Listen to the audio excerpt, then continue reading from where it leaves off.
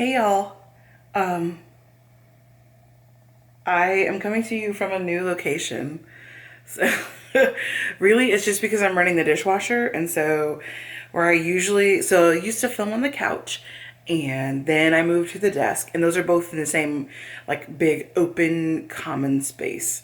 So the dishwasher is running and you couldn't hear me when I tried to film in there. So I'm now in my bedroom and you get to see my lovely bed that I like love so much. Well, you can't really, let's see.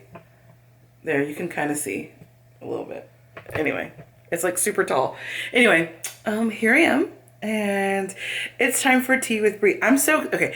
I am so excited for this because I feel like it's been a while since I filmed the tea with Brie. I think I always say that, but this time it really has been a while. And it was like a nice, like, oh no, nice is the wrong word. It was like a rainy day outside. It's cold, rainy, and windy. So it's the perfect time to have tea, even though I have tea all the time. Okay, so this is my, can you see like there's like hearts on there? Yeah, kind of. You can see them. So this is my Valentine's Day mug. It's like 2 years old. I got it like maybe two Valentines ago, but I almost never drink out of it, and definitely not for Valentine's Day. So that's super weird. There's a matching white one somewhere, and since we moved, we haven't been able to find it. Whatever. So the tea for today, and I'm pretty sure that we've had this one on the show before because this is my favorite tea to have when it's cold outside. My favorite. So it's vanilla, it's Harney and Sons, and it's their vanilla Camaro flavor. The vanilla comes through really strong. Y'all know Harney and Sons is like my favorite, all-time favorite. And it just smells so good inside the tin. It smells delicious. So that is what we're having today. And while we're on the topic of tea, okay, so I know that I've mentioned before that I just drink my tea plain. I don't put any sweetener in it or anything like that. No milk, no nothing. But I have started doing this thing when I order at Starbucks for whatever reason. I, there's not a, I don't know. I don't have a reason why. I just started doing it. I got these from the Kanto. I got these monk fruit sweetener, like just the individual packets. I think because I went with somebody and they picked up one of the, like a Splenda or something, and I was like, ooh. Like, not judging them, but just like I don't like Splenda. And so I kind of got like jealous, and so Lakanto has their own little packets, and so it's, they use erythritol and monk fruit. So I have these, and so I started putting it in my Starbucks if I get Starbucks. And it started with tea, and then one day I started getting coffee from them. And so now I put it in my Starbucks coffee too. So I have a couple packs of these, and I have like the little packets all over the place. They're in my purse, they're in my school bag, they are like at my desk at work. Like, if I feel like I'm going to Starbucks, I will grab one or two of these and I'll run out the door. James said he can't taste them at all. Like, we were somewhere and he ordered an unsweet tea, and he was, I don't know why, but he was just like, this is disgusting. So, like, why did you order it? And I happened to have them in my bag with me, so I gave him two of them, and he put it in his drink, and he was like, I can't taste it at all. Okay. All right, sassy pants, whatever. So, yeah, if you are like dying and you just want to put some sweetener in your coffee from Starbucks or what have you, I recommend these. Okay, so I'm looking around because being in a new area, I have things like all over the place, and I'm like, where was I? I was looking for my list, my handy dandy list of what we were going to talk about. So, for starters, do you ever Do you ever, okay, so this is how this whole thing started. We were gonna go out to eat to this place that we've been to before, but not while we were eating low carb. And I could not really remember what was on the menu in terms of can we make it low carb. I just remembered the food was good. So I went in and I asked to see the menu, because this was like on the spot, like on the fly, like we didn't plan this in advance. Otherwise, I would have looked at the menu online. So, but we were already there. So I just asked if I could see the menu. And the girl was like, sure. Do you need a recommendation? And I was like, oh no, I just need to look and see, if there's anything on here that I can eat. She's like, oh, do you have allergies? And I should have just said yes because I do have allergies. But instead, for whatever reason, I was like, oh, well, no, I don't eat carbohydrates. I know, I know. I invited this myself. So she's like, you're not on that keto, are you? And I was like, rude. And so then I had to kind of like defend myself. And I was like, well, sorta. I mean, I'm not like strict keto, but I do eat very ketogenically. Um, and she's like, my friend was doing that, and it was like so not good. I was like, oh, okay. Well, I'm a nutritionist, and I actually specialize in low carb dieting, so I got a good firm handle on it. You do have to be careful. You do need to do your research and know what you're doing. You can't just like go out there all loosey goosey. But it's fine. Like you're not gonna die if you don't have a carbohydrate. There's nothing essential about carbohydrates. Like I had to like really break it down for her, but I was just like, how freaking you're not on like keto, are you? Like, first of all, I clearly understand that she has no idea what keto even is. I'm betting her friend had the keto flu and felt terrible and wanted to die, like you do. And then they both just decided that keto was terrible for you. So thanks for the judgment, girl. But like, does that happen to you guys? Um, or is it just because I like invited this conversation by telling her I don't eat carbohydrates? I mean, I don't feel like it should be a big secret that I don't eat carbs. It's just, it is what it is, right?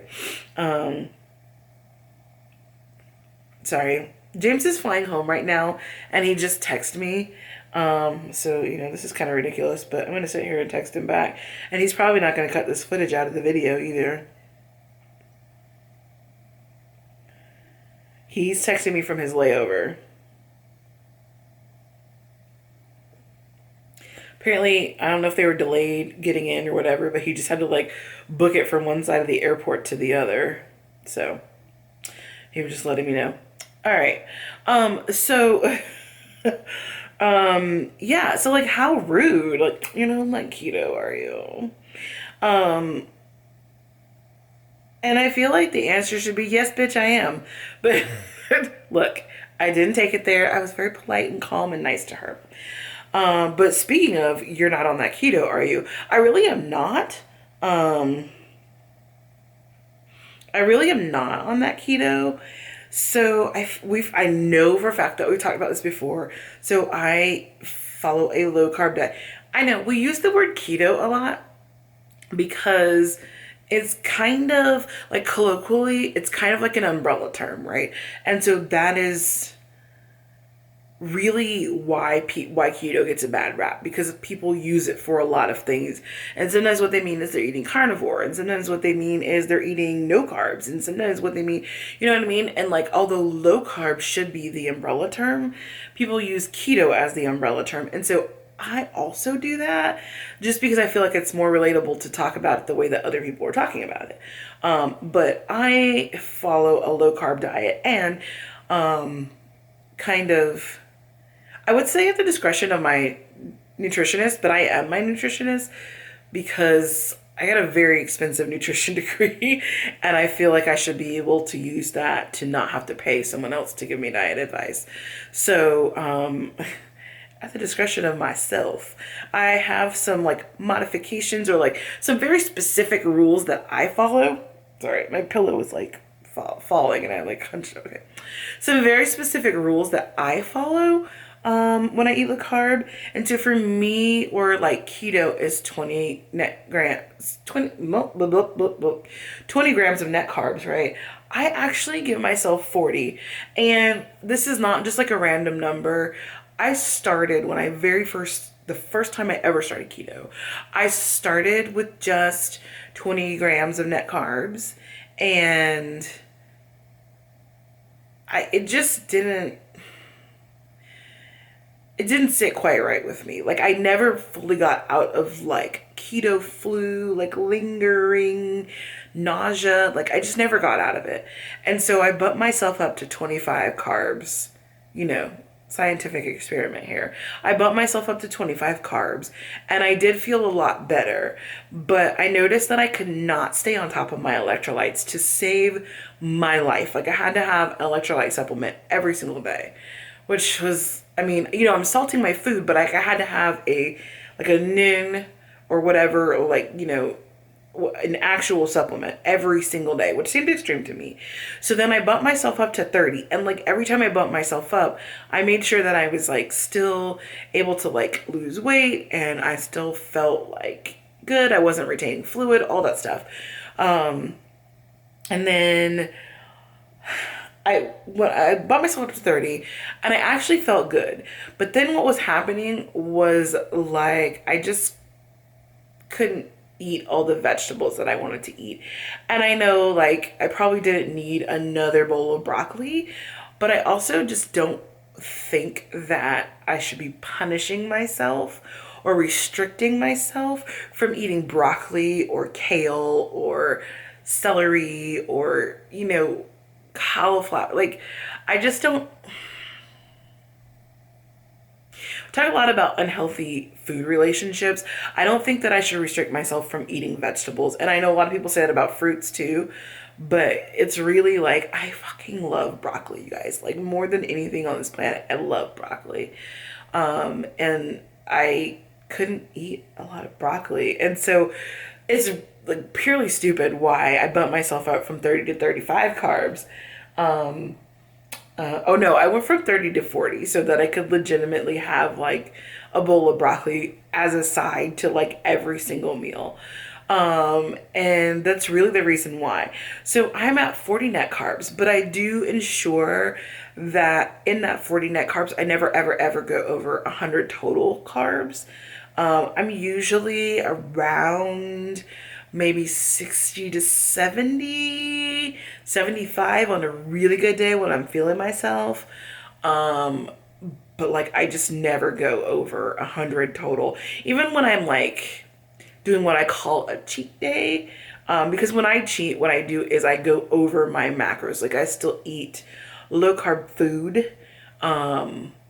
But I just don't pay attention to how many carbs I'm eating, if that makes sense. So when I'm eating like when I'm having a low carb cheat, I might have like 2 of those Unreal Reese's peanut butter cups, or I'll eat like half a container of Halo Top, and I just don't care about how many carbs that is. But even when I do that, like I don't go over 100 total, and that's not always intentional. That's just where there's a certain point where you just don't feel like eating anymore, and that like it never fails me. I've never really gone over 100 total. So, I do 40 net, 100 total, or no more than 100 total. And then with like the bread replacements, like the low carb tortillas or the, like the bread, like I know we got the Chompy's bread not that long ago, or like Sola bread or whatever. Or if it's like a granola, like the Solo granola has like soy crisps in it versus like the high key granola, which is really just nuts. So like if it's a bread replacement sort of thing, I limit myself to once a day. So I'm not going to eat like a low carb tortilla for breakfast and for lunch and for dinner. Just once a day. And so like sometimes if I have dinner, I might have 2 of the low carb tortillas to make 2 tacos. And so that's just like the one time per day. But I'm not going to also have a quesadilla for lunch and have a breakfast burrito or have toast in the morning. Like it's just once a day for me. That's how I kind of like live my life. That's how I live my low carb life. So you just gotta kind of find what works for you. When people are like, it's not sustainable. Okay, so I know I'm gonna sound like a hypocrite because 100% it is sustainable. Like, it's really just not that hard. Once you get into it, I mean, when do we start back up? Beginning of January? Oh yeah, beginning of this year. Um, the temptation to not do it lasted all of 2 days. And usually when we travel, we're like, oh, I'm just going to eat whatever I want while I'm traveling. Haven't even been tempted. I traveled for work a couple weeks ago. Wasn't tempted at all. James traveled for something this week. He wasn't tempted. I'm going out of town next week, and I imagine that I won't be tempted. Like, it's just not there. It is sustainable. Now, I will say that it's not a matter of willpower, but a matter of that's what I feel like doing. So we do go off plan sometimes. So, like, for the holidays, we totally went off plan. Sorry, this is like tilting to the side, and I'm trying to fix it because it's bothering me. We for the holidays we intentionally went off plan. It's just I wanted to. It wasn't a willpower. Like, I totally could have made it through the holidays still eating on plan. I just didn't want to. That to me, that's not about sustainability. So sustainability is about, can I actually last this long? And I can. And this year, I don't know if we really firmed this up, but I think for 2020 we are going to go on a trip for Christmas, and so we are not going to go off plan until we go on our trip. Now, when we go on our trip, it's a place that neither of us have ever been before. So I'm definitely not interested in limiting myself. Like, I want to eat the local foods. I want to enjoy the stuff that they have there. I don't want to just do like keto vacation. I could. I just don't want to. So that is that.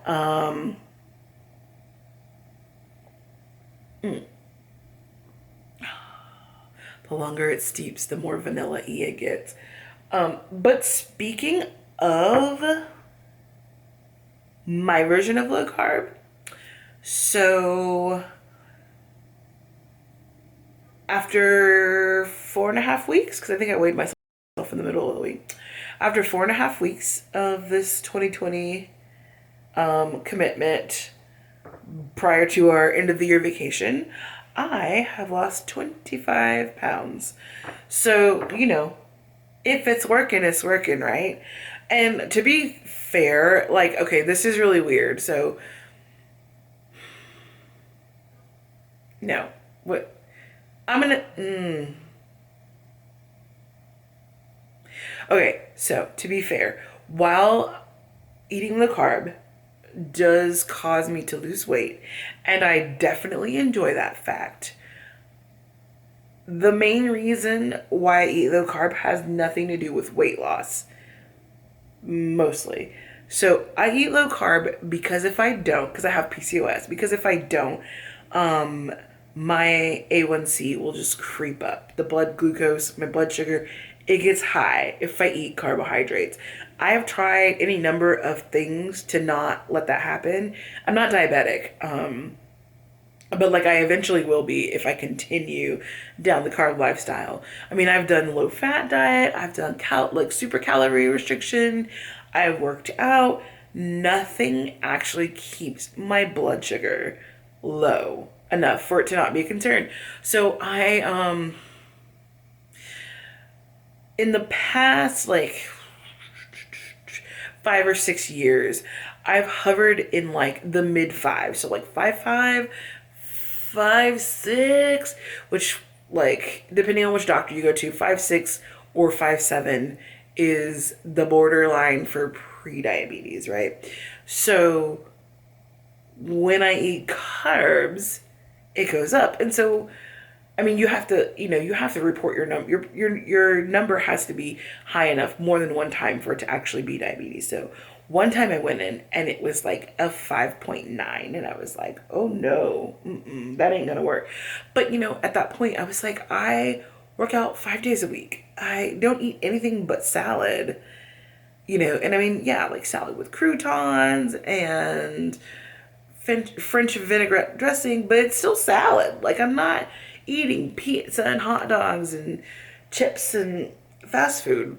And the only thing that works, besides medicine, which I'm allergic to, the only thing that works is to just cut the carbs. So that's what I do.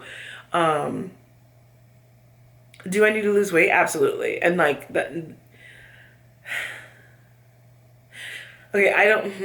Okay, next time we come, y'all remind me that I need to talk about this idea that losing weight is fat phobic, because I really don't want to go on a rant about that right now. But it's something that needs to be done. So I do need to lose weight because I'm just too big. Like, it just is what it is. Like, we can't tap dance around that. There can still be body positivity and know that you need to lose weight for reasons that have nothing to do with the way that I look, but about the way that I function. So, yes. Um,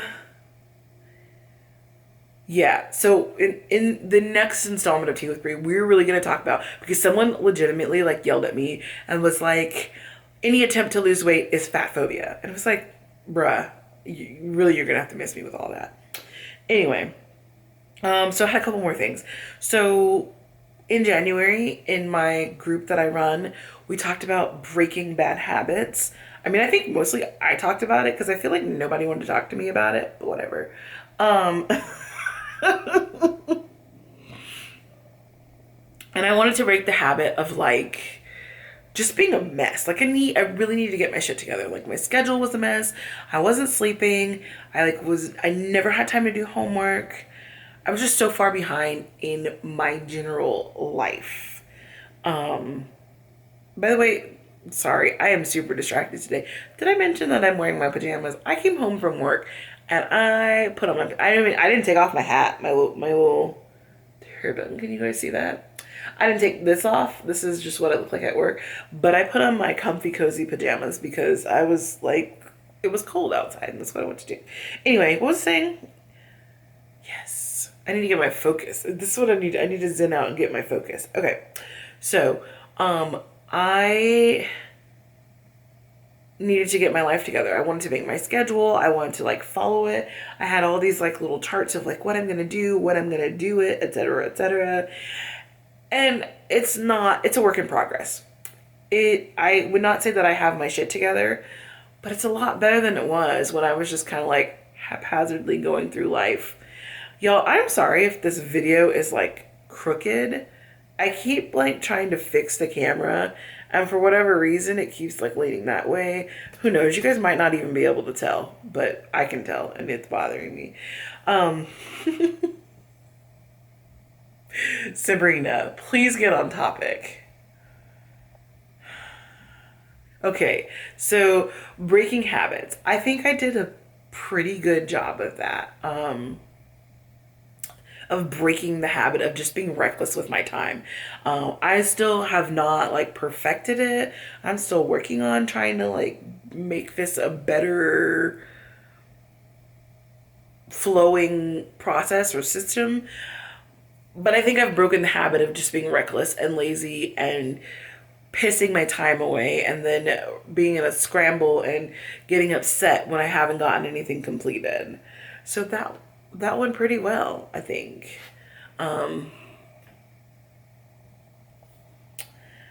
So I think what I'm gonna do is I think we're gonna stop right here, and because I still have like three things left on my list that I want to talk about. So I think I'm gonna stop right here. And what I actually want to do is I'm gonna then continue filming, and the next time Tea with Brie airs, it's going to be a continuation of this one. Because nobody, like, listen, I know nobody wants to sit here and watch a 1 hour video of me yapping my mouth about stuff, right? So, yes, I'm going to stop the video right here. So, thank you guys for coming. Cheers. And then when you tune in to the next episode, you're going to see this same cup, this same outfit, and we're going to just keep talking about the things that I want to talk about that are on this list, okay? All right, so drink up, and I'll see you probably in a week. We'll see how the video schedule goes, but I'll see you in about a week, okay? Thank you guys.